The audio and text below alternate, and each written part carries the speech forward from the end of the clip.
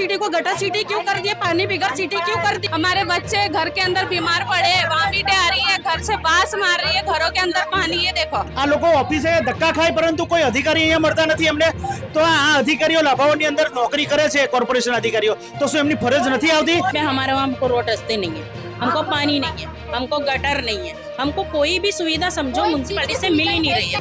જો આવતા દિવસોમાં આ લોકોનું કામ નહીં થાય તો દક્ષિણ ઝોનની ઓફિસે ડેપ્યુટી કમિશનરની ઓફિસે જઈ અને અમના ટેક્સની બિલોની હોળી કરાવીશું અને ટેક્સના બિલો આવતી સાલથી કોઈને ભરવા નહીં દઈએ એવી ચીમકી આજે અમે ડેપ્યુટી કમિશનર દક્ષિણ ઝોનને આપી રહ્યા છીએ.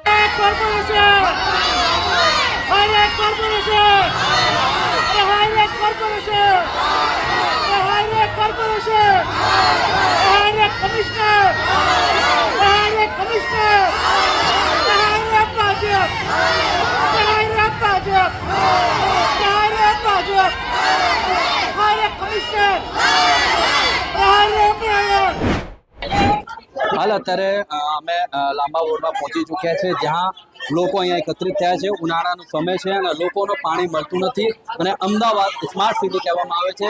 અને અત્યારે જે અહીં ઓફિસ છે કોર્પોરેશનની, અહીં કોઈ અધિકારી હાજર નથી અને બધા અહીંયા એકત્રિત થયા છે. એમના જોડે વાત કરવાનો પ્રયાસ કરીશું. જી, શું નામ છે? रेशमा बेन, શું અહીંયા કેમ અહીંયા એકત્રિત થયા? हिंदी में बोलो। गटर के लिए, गटर के लिए। क्या आपकी तकलीफ है? अरे गटर बहुत करारी, रोज कंप्लेन करते हैं हम लोग अलग अलग नंबर से, अलग अलग जगह पे से, लेकिन कोई आता ही नहीं है हमारी गटर की सुनवाई करने के लिए। अब देखो हमारे बच्चे भी इतने बीमार पड़ रहे, वॉमिट, और ये देखो ये बाहर की गटर है और ये घरों में पानी आया हुआ है हमारे। देखो आपने यहाँ पे कंप्लेन करने के लिए आए, यहाँ पे क्या? हाँ, गटर के लिए दो तीन दफे आके गए, कोई आ ही नहीं रहा, कोई गाड़ी नहीं भेज रहा, ना बंदा भेज रहा है अपना। यहाँ तो कोई अभी है ही नहीं, अधिकारी भी कोई नहीं है। हमने फोन करा तो हम ऑफिस पे आए कि कभी सुनवाई तो होवे हमारी, या फिर ऑफिस पे जाके कोई सुनवाई नहीं है हमारी। हमारे बच्चे घर के अंदर बीमार पड़े, वॉमिटें आ रही है, घर से बास मार रही है, घरों के अंदर पानी है। देखो તો આપણી જોડે બીજા સ્થાનિક છે, એમની જોડે વાત કરું છું. કેમ આજે અહીંયા એકત્રિત થયા છો અને ઓફિસમાં તો કોઈ અધિકારી અહીંયા જોવા મળતા નથી? શું કહેશો? આ લોકોને છેલ્લા 6 મહિનાથી પાણીની સમસ્યા છે. છેલ્લા 6 મહિનામાં લોકો 15 વાર ધક્કા ખાઈને ગયા છે. આ બીજા જે લોકો આવે છે એમને ડ્રેનેજ લાઈનની, મુસ્તાક સોસાયટીમાં એમને ડ્રેનેજ લાઈનની સોસાયટી પ્રોબ્લેમ છે.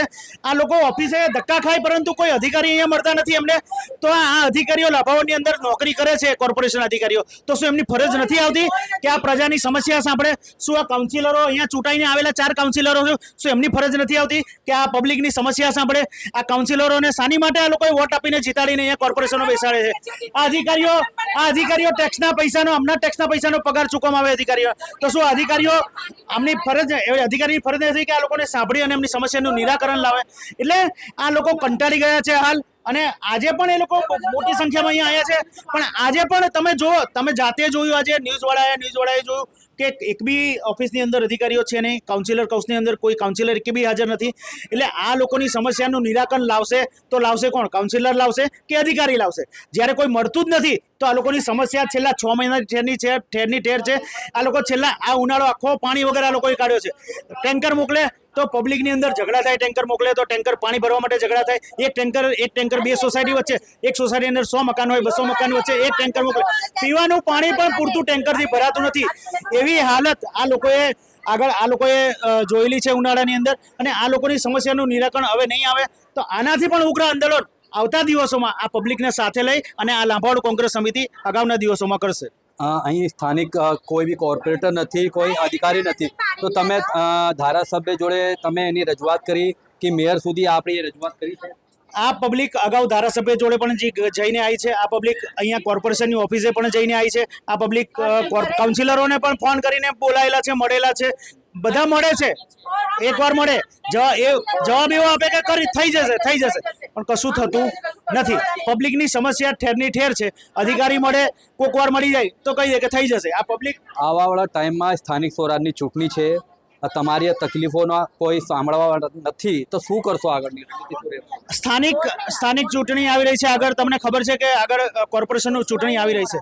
જે કોર્પોરેટરો આ લોકોના સમસ્યાનું નિરાકરણ નથી આવતા, આ પબ્લિક એ કોર્પોરેટરોને ત્યાં આગળ પ્રચારમાં પણ નહીં ઘૂસવા દે એવી આ પબ્લિક અત્યારે હાલ એ લોકો ડિમાન્ડ એ જ કરી રહ્યા છે કે કોઈને પ્રચારમાં એ લોકો અંદર નહીં જવા દે. જે પણ પ્રચારમાં આવશે એમને બગાડશે ઊભી પૂછડી. એનું કારણ છે કે અત્યારે એ લોકો એમની જવાબદારી નથી નિભાવી રહ્યા, તો આવતા દિવસોમાં આ પબ્લિક પણ એમની જવાબદારી નિભાવે નહીં. જી બેન શું શું મારું નામ સમસ્યા છે? ફિરોજાબેન અંસારી છે, હું મહિલા પ્રમુખ છું, બરાબર. આ જો કમ્પ્લેન હવે અરજી નાખેલી જ છે, હા, કોઈ પણ સુનવાઈ કરતો નથી. પછી એના આગળ અમારે લોકોને શું કરવાનું? શું સમસ્યા છે? 6 મહિનાથી પાણી નથી સાહેબ, 6 મહિનાથી પાણી નતું મળતી. કલર વાળું પાણી છે, ગટર વાળું પાણી છે. અધિકારીઓ શું કહી રહ્યા છે? એ તો કે શું કહી રહ્યા છે, એવું કહે છે કે ટેન્કર મોકલીશું, ટેન્કર ભરી લો. 100 મકાનમાં એક ટેન્કરનું શું આવે છે સાહેબ? પાણી પણ પૂરું પડતું નથી. તમે સ્થાનિક જે અહીંયા કોર્પોરેટરે એમને જોડે રજૂઆત કરી છે? બધા જોડે રજૂઆત કરી છે સાહેબ, આવે છે તો કોઈ મળતું જ નથી ઓફિસે. અમે લોકો આવીએ છીએ અહીંયા, તો શું તમે ટેક્સ નથી ભરતા? બધું ભરીએ છીએ અમે. કેમ નથી આ લોકો સાંભળવા માટે? जो पहले मैं कंप्लेंट भी करी थी। हम भी इसके ही मारे तो आए, आज भी आप लोग लेके आए ऑफिस के अंदर, एक भी साहब आप लोग को दिख रहे। हम जब आते कालू भड़वाल बैठे थे, जब भी उन्होंने बोले कि मैं करवाऊंगा, हमको एलजी तक का लेके गए, लेकिन फिर भी सुनवाई नहीं हुई। आप जैसे मीडिया वाले भी वहाँ आए थे, लेकिन 1 बरस हो गया, अगले बकरा ईद पे हम लोग सब मीडिया में जमा हुए थे, लेकिन अभी तक का कोई सुनवाई नहीं हुई है पानी की। तो क्या मसला है? तो कारण क्या है जो आप लोग की सुनवाई? अब पता नहीं क्या कारण है। अब हमको कारण होता तो हम खुद इसका मसला हल। आप लोग यहाँ के वोटर नहीं है क्या? तो वो नहीं है, जब भी तो हम लोग हमारे को अधिकारों में गिनते नहीं है, जब भी तो हमारी सुनवाई नहीं करते हैं।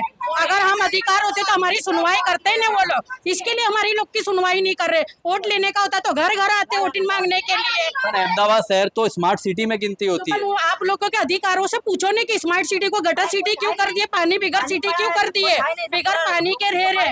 जिस टाइम आप हमारे एरिया में आके साहब आप देखोगे, अगर आज साहब के साथ आते हो, आप कैसे भी हमारे उधर का राउंड लेते हो, उसमें हमारे वहाँ हमको रोड रास्ते नहीं है, हमको पानी नहीं है, हमको गटर नहीं है, हमको कोई भी सुविधा समझो म्यूनसिपैलिटी से मिल ही नहीं रही है, कॉर्पोरेशन में कोई सुविधा दे ही नहीं रही है। आपकी अगर यहाँ सुनवाई नहीं हो रही है तो आप आगे भी जाके कार्रवाई, जैसे मेयर के पास में, विधायक के पास में, मुख्यमंत्री के पास में जाके हम लोग को हर जगह जा चुके हैं साहब, ऐसा नहीं कि हम नहीं जा सके। हमारे गली रास्ते में देखो, बारिश में हमारे घर में पानी भरता है, गटर से हमारे घरों में पानी भरा हुआ रहता है। ઘનશ્યામભાઈ આ લોકો કેમ નથી સાંભળતા? શું તકલીફ છે? અધિકારીઓ જોડે આ લોકો જઈને આયા, આ લોકો દક્ષિણ ઝોન સુધી પણ ગયેલા છે. એવું નથી કે નથી ગયા, ડીએમસી ડેપ્યુટી કમિશનરને પણ મળેલા છે. બધા જ અધિકારી આ લોકોને ખાલી આશ્વાસન આપે કે તમારું કામ થઈ જશે, પરંતુ કામ થતું નથી. આ લોકોની સમસ્યા ઠેરની ઠેર છે. જો કોર્પોરેશન આ લોકોનું કામ ના કરે તો કોર્પોરેશન આ પબ્લિક જોડે ટેક્સ શાની માટે લે છે?